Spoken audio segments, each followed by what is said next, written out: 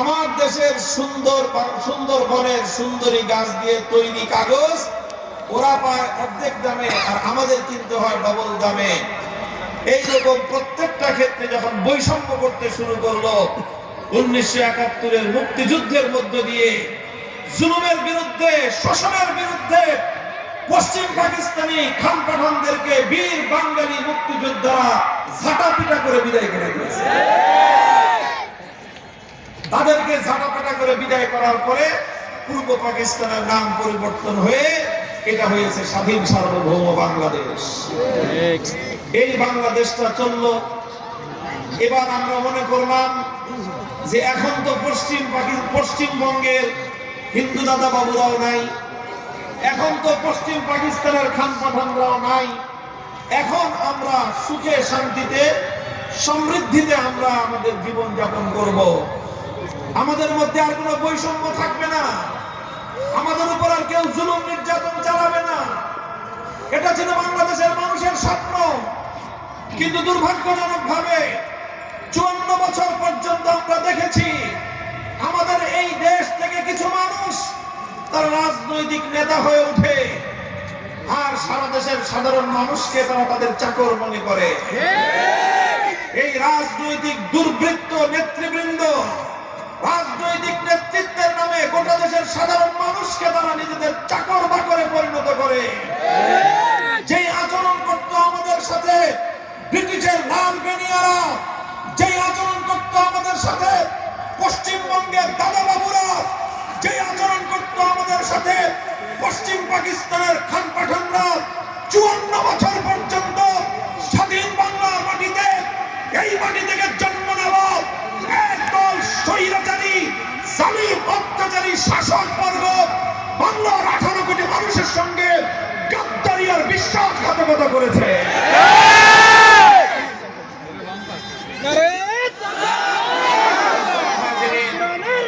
আমি আপনাদেরকে এই জন্যই বলতে চাই, এই যে বাংলাদেশটা গড়ে উঠলো, এই যে বাংলাদেশটা জন্ম নিল, ব্রিটিশকে খেদাইতে হয়েছে, পশ্চিমবঙ্গে দাদা বাবুদেরকে বিতাড়িত করতে হয়েছে, পশ্চিম পাকিস্তানের খান পাঠানদেরকে বিতাড়িত করে তারপরে বাংলাদেশ হয়েছে।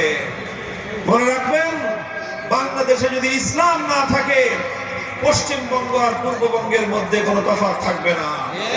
বাংলাদেশে যদি ইসলাম না থাকে দিল্লির আধিপত্য বাংলার মাটিতে প্রতিষ্ঠিত হবে, এদেশের মানুষকে দিল্লির গোলামি করতে বাধ্য করা হবে। এই জন্যই 24 জুলাই বিপ্লবের সময় বাংলাদেশের দামাল সন্তানেরা লড়াই করেছে আধিপত্যবাদের বিরুদ্ধে। প্রত্যেকটা শহরে শহরে, প্রত্যেকটা জনপদে স্কুলের ছেলেরা, কলেজের ছেলেরা, ইউনিভার্সিটির স্টুডেন্ট ছাত্ররা, মাদ্রাসার ছাত্ররা সব একসাথে হয়ে স্লোগান তুলেছিল, দিল্লি না ঢাকা। কথা বলেন ঠিক না বেটি? দিল্লি না ঢাকা, এই কথার অর্থ কি? এই কথার অর্থ হলে আমরা দিল্লির দাসত্ব করতে চাই না। মোহতারাম হাজিরিন, আমি যে আলাপ করলাম এই আলাপ আর বেশি দূর করব না। আমি শুধু আপনাদেরকে একটা কথা বোঝানোর চেষ্টা করেছি, সেটা হলো এই, ইসলাম না থাকলে বাংলাদেশ থাকে না, ইসলাম না থাকলে বাংলাদেশের জন্ম হতো না। কাজেই হে মুসলমান, আজ আমরা এমন একটা ভৌগোলিক জায়গায় আছি, আমাদের 10 ভাগের 8 ভাগ ঘিরে আছে পার্শ্ববর্তী দিল্লির ভারত, আরেক পাশে আছে সামান্য একটু ওই বৌদ্ধদের মায়ানমার, আর বাকিটা আছে বঙ্গোপসাগর। অর্থাৎ আমাদেরকে এখানে বাঁচতে হলে নিজেদের শক্তি নিয়ে বাঁচতে হবে। আশপাশ থেকে কেউ আমাদেরকে সাহায্য করতে আসার মতো না। এক পাশে আছে আমাদের শত্রু, যারা আমাদের রোহিঙ্গা ভাইদেরকে, যারা আমাদের সেই আরাকানের মুসলমানদেরকে অত্যাচার করে, জুলুম করে, হত্যা করে, খুন করে, আগুন দিয়ে পুড়িয়ে দিয়ে তাদের দেশ থেকে বিতাড়িত করে দিয়েছে শুধুমাত্র মুসলমান হওয়ার কারণে। অন্য কোনো অপরাধ ছিল না আরাকানের মুসলমানদের। সেই আরাকানের মুসলমানদেরকে মায়ানমারের জনতা, মায়ানমারের আর্মি বাহিনীরা নির্যাতন করে তাদের গ্রামের পর গ্রাম আগুন দিয়ে জ্বালিয়ে পুড়িয়ে ছারখার করে দিয়ে আরাকানের মুসলমানদেরকে, রোহিঙ্গা মুসলমানদেরকে আরাকান থেকে বিতাড়িত করে দিয়েছে প্রায় অর্ধেকের বেশি। সুতরাং যেখানে আমাদের স্থানীয় মুসলমানরা সেখানে জায়গা পায় না, সেখানে বাংলাদেশের সাহায্য করতে আসবে ওরা। আর আরেকদিকে বিশাল ভারত প্রতিবেশী, যারা সবসময় সীমান্তের অপর প্রান্ত থেকে বাংলাদেশে শুধু আগ্রাসন চালাবার চেষ্টা করে, কাজেই সেখান থেকেও সাহায্য পাওয়ার কোনো আশা নাই। আরেকদিকে আছে বঙ্গোপসাগর, সাগরের কাছ থেকে কি পাবে? পানিতে ডুবা ছাড়া কোনো উপায় নাই। মোহতারাম হাজরিন, এই ধরনের পরিস্থিতিতে কোনো জাতি যদি, কোন সম্প্রদায় যদি মর্যাদা নিয়ে বাঁচতে চায়, সম্মান নিয়ে যদি বাঁচতে চায়, তাহলে একটাই উপায় আছে। কয়টা উপায়? আমি একটা উপায় বলি ইতিহাস থেকে আপনাদের কাছে। তারেক বিন জিয়াদ ইসলামের একজন ঐতিহাসিক বীর মুজাহিদ, ইসলামের প্রথম যুগের একজন সোনালী যুগের একজন কমান্ডার ইন চিফ। সেই তারেক বিন জিয়াদ তিনি আরব থেকে সমুদ্র পাড়ি দিয়ে স্পেন গিয়েছিলেন নৌকায় করে। তখন তো আর নৌজাহাজ ছাড়া বড় বড় আধুনিক জাহাজ ছিল না। বড় বড় নৌকা তৈরি করে সেই নৌকায় করে সৈন্যবাহিনী নিয়ে তিনি সমুদ্র পাড়ি দিয়ে আরব, আফ্রিকা থেকে ইউরোপে গেলেন। স্পেনের মাটিতে তিনি পা রাখলেন, রেখে তিনি তার সৈনিকদেরকে ডেকে বললেন যে দেখো, তিনি আরেকটা কাজ করলেন। যতগুলো নৌজাহাজ ছিল, কোন কোন ঐতিহাসিক লেখেন যে তিনি সমস্ত নৌজাহাজগুলোকে আগুন দিয়ে পুড়িয়ে দিলেন। আগুন দিয়ে পুড়িয়ে দিয়ে তিনি তার সৈনিকদেরকে বললেন, দেখো এখন তোমাদের সামনে দুইটাই রাস্তা। একটা হলো তোমাদের সামনে তোমাদের শত্রু, তোমাদের সামনে তারা যারা তোমাদের আল্লাহর জমিনে আল্লাহর নাম উচ্চারণ করতে দেয় না, তোমাদের সামনে তারা যারা আল্লাহর জমিনকে দখল করে কুফরি মতবাদ কায়েম করে রেখেছে, তারা হয় তাদের সাথে লড়াই করে তোমাদেরকে বাঁচতে হবে, আর যদি তাদের সাথে লড়াই করে বাঁচতে না পারো, তাহলে পেছন দিকে তাকায় দেখো, সমুদ্র পাড়ি দিয়ে আত্মরক্ষা করার সমস্ত রাস্তা বন্ধ, সমুদ্রের পানিতে ডুবে পড়ে। আপনাদেরকে মনে করেন শুনেন কার দিল এই সরকার তো দিবে কার? আপনি পাইবেন না সেটা। এই দেশে যেমন আপনার বুকে হাত দিয়ে কত পার্সেন্ট মানুষ সরকারি অফিস আদালতে গিয়ে ঘুষ ছাড়া, কোন টাকা পয়সা দেওয়া ছাড়া মাগনায় সরকারি সার্ভিস পান? কত পার্সেন্ট মানুষ পাচ্ছে?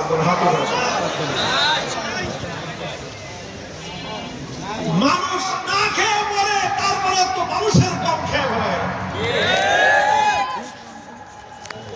ব্রিজ কালভার বানাবে, রোডের বদলে বাঁশ দিয়ে বসে দেয়। তাহলে এই যদি মানুষের সাথে আচরণ, চিড়িয়াখানার বাঘের সাথে কি করে?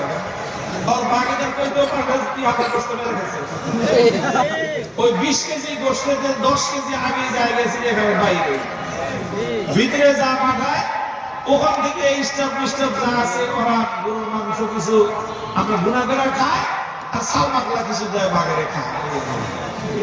খায়া খেয়ে সারাদিন এবং শীতে শুয়ে থাকে। এরপরেও এই বাঘে যদি কেউ খোঁচা মারেন, তাহলে দেখেন বাঘের তাকাইলে আপনার কলজা পানি শুরু হয়ে যায়।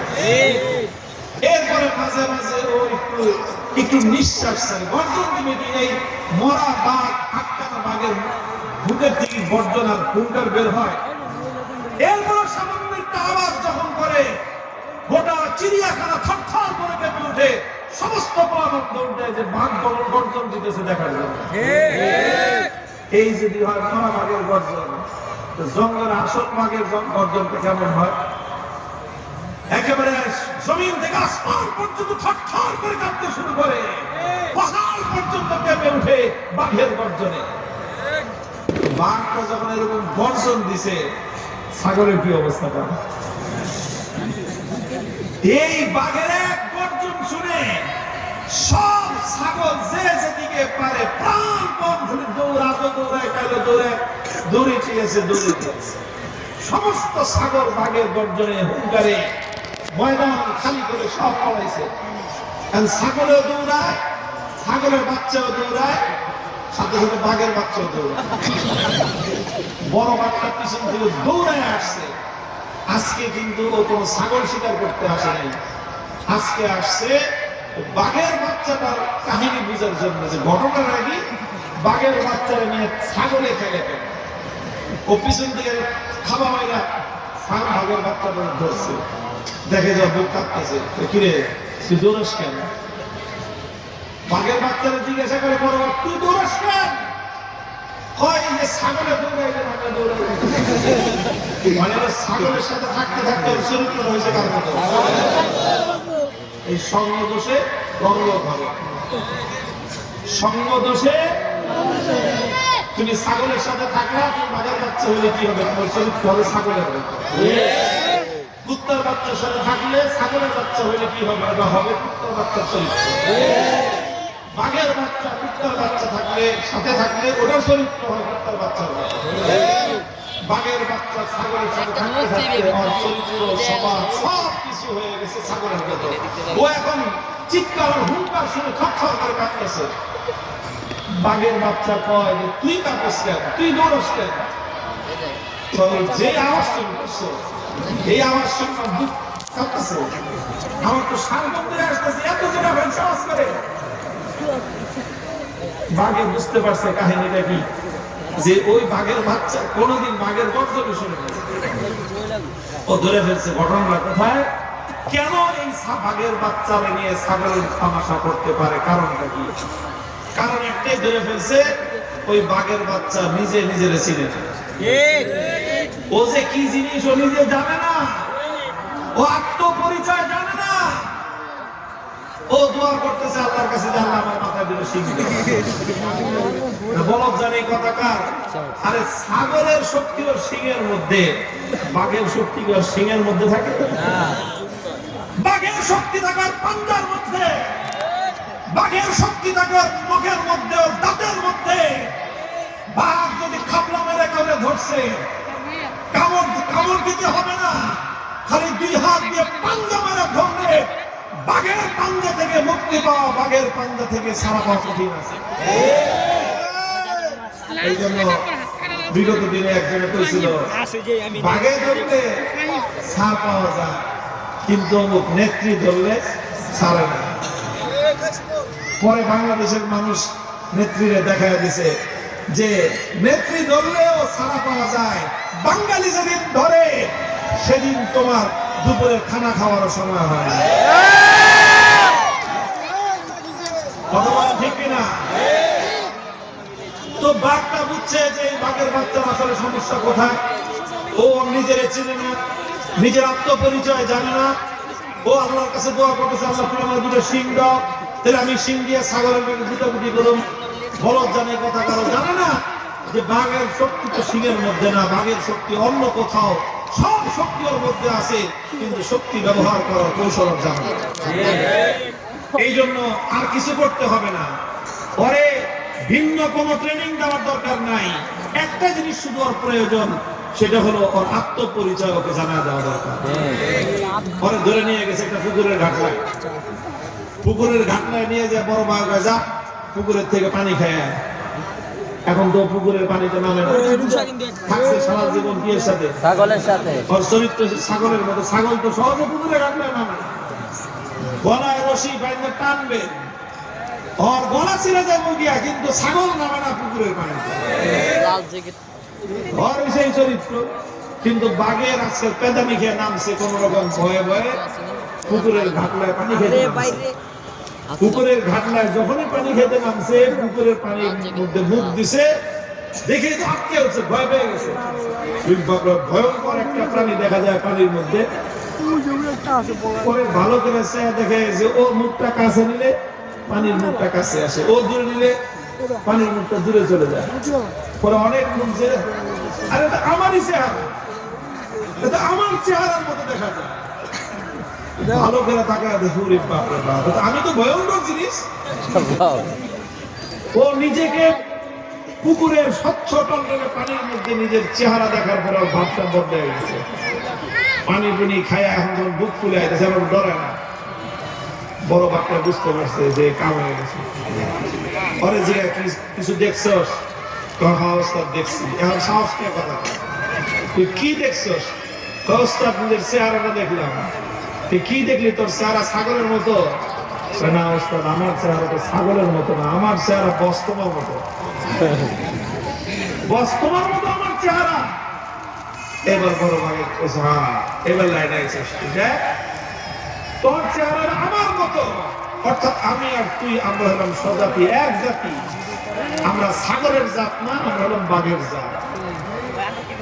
আমরা হলাম বাঘের জাত। আল্লাহ পাক আমাদেরকে শক্তি দিয়েছেন ছাগলের মতো সিংহের মধ্যে না। আমাদের শক্তি হলো আমাদের পাঞ্জার মতো।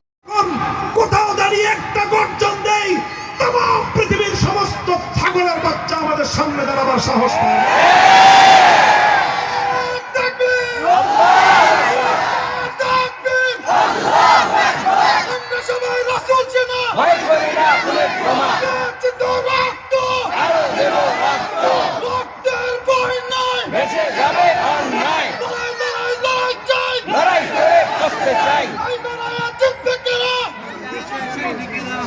মুহতারাম হাজিরিন, পরিষ্কার কথা এটাই, এটাই পরিষ্কার কথা, এটাই আসল রহস্য।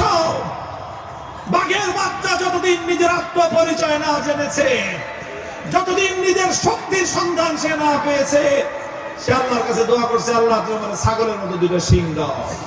অথচ এই বাঘ জানে না যে হাজার শিংওয়ালা ছাগল একটা বাঘের সামনে কোনো শক্তি নাই।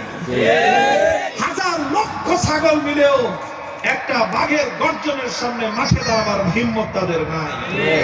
হে মুসলমান ইমানদার, আল্লাহর কসম খেয়ে বলি, আল্লাহর কোরআনের মধ্যে আল্লাহ পাক ইমানদারদের জন্য যেই শক্তির সন্ধান দিয়েছেন, আজ মুসলমানেরা ইমানদারেরা সেই শক্তির কথা ভুলে গিয়ে দুনিয়ার কাফের মুশরিক বেঈমান ছাগলের জাতের শিংয়ের গুতা খেয়ে কান্নাকাটি করে আর দোয়া করে যে আল্লাহ এই ইহুদি খ্রিস্টান বেঈমান বেদিন এই ছাগলের দলের মতো আমাদের বাঘের মাথায় তুমি শিং গজাও। তো বলেন, বাঘ সারা জীবন কিয়ামত পর্যন্ত দোয়া করলে বাঘের মাথায় ছাগলের মতো শিং হবে না? বাঘের মাথায় যেরকম ছাগলের মতো শিং হয় না, আর ছাগলের মতো শিংয়ের দরকার বাঘের নাই। আল্লাহ পাক বাঘকে যেই শক্তি দিয়ে সৃষ্টি করেছেন, বাঘ যদি সেই শক্তি নিয়ে একবার মাঠে দাঁড়িয়ে যায়, ছাগলের দল মাঠে দাঁড়াবার কশ্চিন গেলেও হিম্মত এবং সাহস পাবে না। মুসলমান একবার শুধু আত্মপরিচয় নিয়ে দাও, বুকে ঈমান নিয়ে আল্লাহু আকবারের আওয়াজ দিয়ে শাহজালাল মুজাররদি আমানের মতো বাংলার মাটিতে অধিকার আদায়ের জন্য বুক টান করে সিনা টান করে দাঁড়িয়ে যাও। গৌর গোবিন্দের প্রেতাত্মারা বাংলার মাটিতে মাথা উঁচু করে দাঁড়াবার সাহস পাবে না।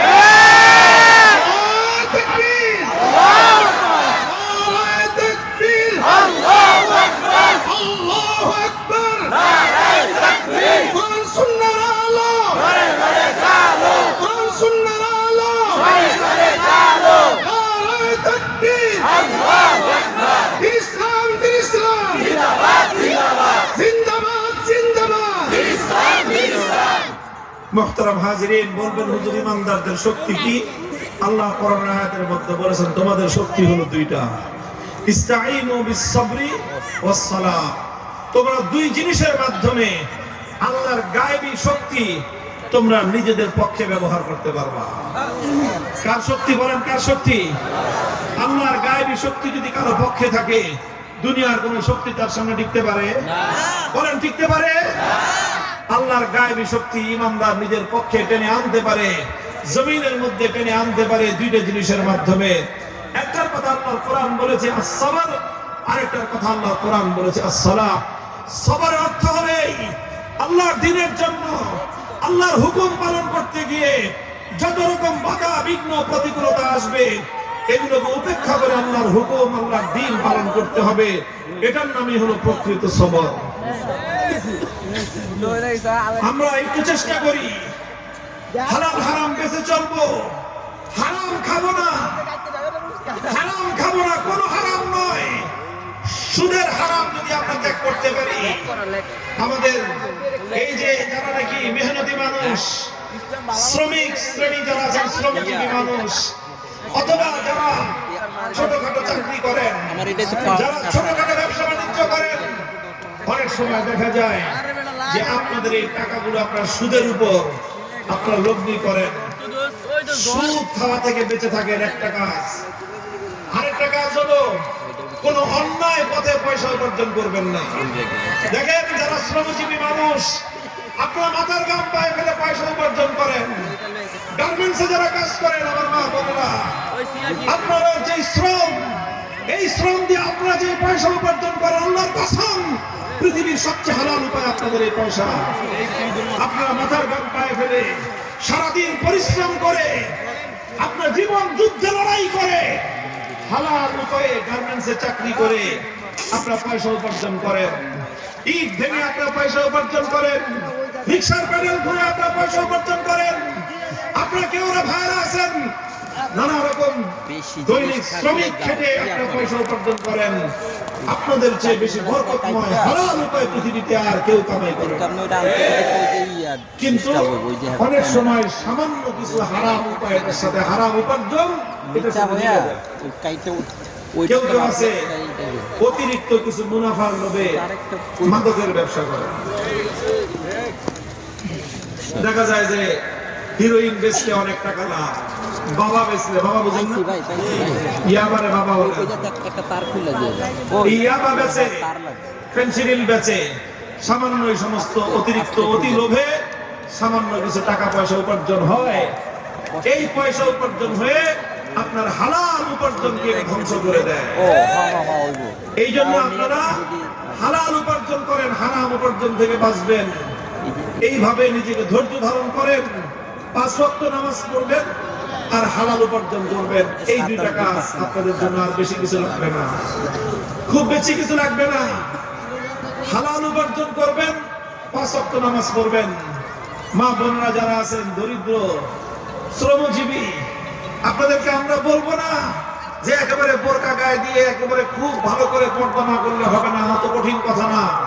সামান্য একটু শালীনতা রক্ষা করবেন, মাথার চুলটা ঢেকে রাখবেন যেন চুলটা পর পুরুষের সামনে দেখা না যায়, আর বাকি সারা শরীর তো ঢাকা থাকেই। একটুখানি শালীনতা রক্ষা করে চলবেন, 5 ওয়াক্ত নামাজ পড়বেন, হালাল উপার্জনের খাইবেন। আপনার যে বড় বুজুর্গ আর কেউ নেই। আল্লাহর কসম খেয়ে বলি, আমার এই মেহনতি ভাই বোনেরা, আপনারা যে মেহনত করে পয়সা উপার্জন করে, আপনারা যদি হালাল পথে থাকতে পারেন, 5 ওয়াক্ত নামাজ আদায় করবেন আর একটু আল্লাহ পাকের কথা স্মরণ করবেন, আল্লাহ আপনাকে সবচেয়ে বড় বুজুর্গের মর্যাদা দান করবেন ইনশাআল্লাহ। এটা হলো সবর আপনার, এটাই সবর। এর চেয়ে বড় সবর আর ধৈর্য পৃথিবীতে কিছু নাই।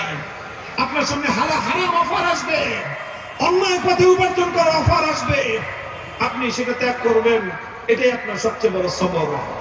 আর হলো সাহায্যের প্রয়োজন হলে আল্লাহর কাছে হাত তুলে চাইবেন, আল্লাহর কাছে সিজদায় পড়ে যাবেন, 2 রাকাত নামাজ পড়ে আল্লাহর কাছে সাহায্য চাইবেন। একদিকে আল্লাহর কাছে চাইবেন একটা কাজ, আর একদিকে হলো আল্লাহর হুকুম মানার জন্য একটু ধৈর্য ধারণ করবেন।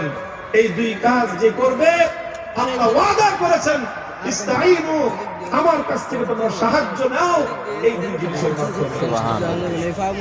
ইনশাআল্লাহ আমাদের দরিদ্র গোষ্ঠী, আমাদের অসচ্ছল পরিবারগুলো, শ্রমজীবী পরিবারগুলো, আপনারা যারা এখানে অবস্থান করতেছেন, ইনশাআল্লাহ আপনাদের জীবনের যাবতীয় নিরাপত্তা আপনাদের এই অঞ্চলগুলোকে কেন্দ্র করে সমাজের কিছু অসাধু লোক, কিছু অসাধু নেতৃত্ব, দুর্নীতিপরায়ণ কিছু নেতৃত্ব যারা নেতাগিরি করে, খবর নিয়ে দেখবেন এই নেতাদের একটার পোলাপান বাংলাদেশে থাকে না।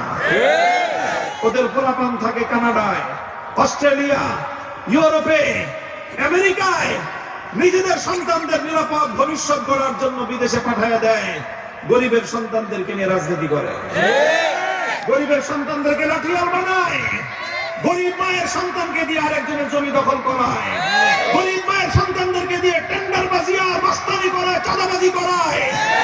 এগুলো করতে গিয়ে গরিব মায়ের সন্তান একজন আরেকজনের বুকে বুলেট মেরে, গুলি মেরে এক মায়ের সন্তানকে আরেক মায়ের সন্তান হত্যা করে। আর ওই সকল বড় বড় নেতারা ভিতর দিয়ে কমিশন খায় আর কমিশন পায়। আমি বলি আপনাদেরকে, ওরা নাম দিছে আপনাদেরকে কিশোর গ্যাং। কিশোর গ্যাং নাম দিয়ে আমার এই সকল দরিদ্র মায়ের কিশোর সন্তানদেরকে ব্ল্যাকমেইলিং করা হয়।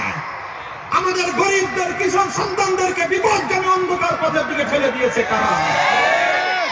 আমি প্রশ্ন করি ওদেরকে, যে দুনিয়াতে এই কিশোররা মায়ের পেট থেকে গ্যাং হয়ে জন্ম নিছে বলেন না? বলেন কোন মায়ের সন্তান ভূমিষ্ঠ হওয়ার সময় সন্ত্রাসী হয়ে জন্ম নেয় না? তারা তো নিষ্পাপ বেগুনে মাসুম হয়ে জন্ম নিয়েছিল। এদেরকে গ্যাং বানিয়েছে কে?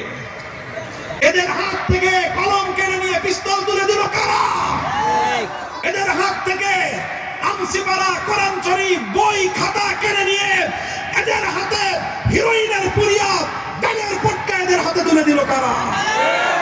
বাবার পুটলি ধরায় দিয়ে এদেরকে অন্যায় অসৎ পথে উপার্জন করার অবৈধ লাইসেন্স দিল কারা?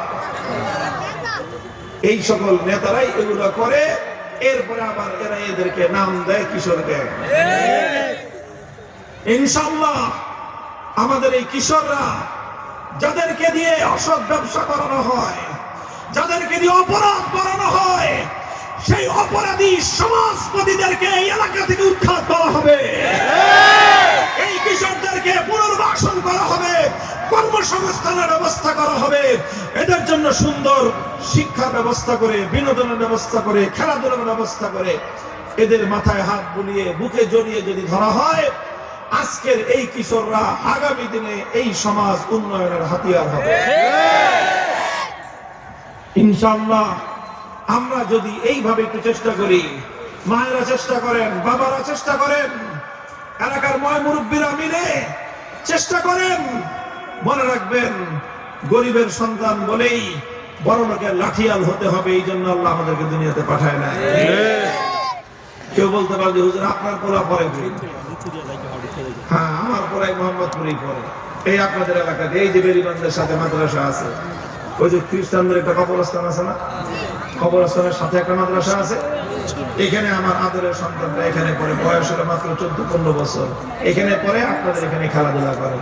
আমার আরেক ছেলে পড়ে, ছোট্ট বাচ্চা হেফজ পড়ে, এই যে 40 ফিটে এখানে। আমরা আমাদের বাচ্চাদেরকে এলাকাতেই রাখি, কারণ এলাকার বাকি 10 মায়ের সন্তানের যা হবে আমার সন্তানেরও তাই হবে। আমরা এলাকার সন্তানদের ব্যাপারে এই বিষয়টা তথ্য নিতে পারি, কারণ আমার সন্তানও তো এই এলাকায় থাকে। কারণ এলাকা যদি নষ্ট হয়, সন্তান নষ্ট হলে আমারটাও নষ্ট হবে। কাজে এলাকার প্রতি, এলাকার সন্তানদের প্রতি আমার দরদ আছে কলিজার মধ্যে। এই জন্য আমরা বলি, হে কিশোররা তোমরা আসো আমার কাছে, আসো, আমরা তোমাদেরকে নিয়ে এমন একটা সমাজ গড়ে তুলবো, তোমাদের আলো দিয়ে গোটা এলাকা আলোকিত হয়ে যাবে ইনশাআল্লাহ। একটু মমতার প্রয়োজন, একটু ভালোবাসার দরকার, একটু স্নেহের দরকার। ইনশাআল্লাহ মোহাম্মদপুর পৃথিবীতে এর চেয়ে সুন্দর আর কোনো নাম হতে পারে না। বলেন আর হতে পারে? আমাদের প্যারা নবী মুহাম্মদ সাল্লাল্লাহু আলাইহি ওয়াসাল্লামের নামে এই এলাকার নাম, এর চেয়ে সুন্দর আর এই পৃথিবীতে দ্বিতীয় কোনো নাম হতে পারে না। এই এলাকা কেন এরকম থাকবে? এই এলাকার কেন বদনাম থাকবে? এই এলাকাটা মুহাম্মদী আলোর দ্বারা আলোকিত হবে। মা বোনেরা আমার, আমি আপনাদের ভাই, যারা আমার বড় আমি আপনাদের ছোট ভাই, যারা বেশি বড় তারা আমার মায়ের মতো, আমি আপনাদের সন্তান। যারা আমার বয়সে ছোট আমি তোমাদের বড় ভাই। তোমরা আমাদের সাথে সাহস যোগাও, আমাদেরকে সহযোগিতা করো।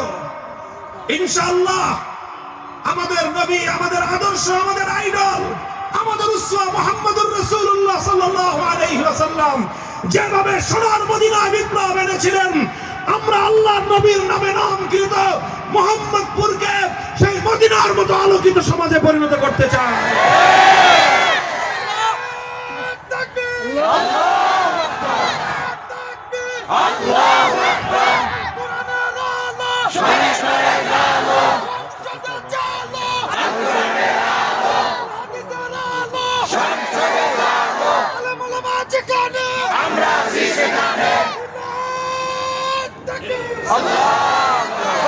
ইনশাআল্লাহ আজ আপনাদের সাথে এই অল্প কিছু কথা হলো। হাফিজুর রহমান সিদ্দিকী সাহেব আসছিলেন একেবারে আপনাদের প্রাণ জুড়ায় আওয়াজ করছেন। ইনশাআল্লাহ এরকম আরো অসংখ্য হাফিজুর রহমান সিদ্দিকীরা আসবেন, আরো অন্যান্য আলেম ওলামারাও আসবেন, আপনাদের এলাকায় আলোয় আলোয় ভরে যাবে ইনশাআল্লাহ। আল্লাহ পাক রব্বুল আলামিন আমাদের সকলকে ঐক্যবদ্ধভাবে ইসলামের ঝান্ডা সমুন্নত করার তৌফিক দান করেন। আমিন।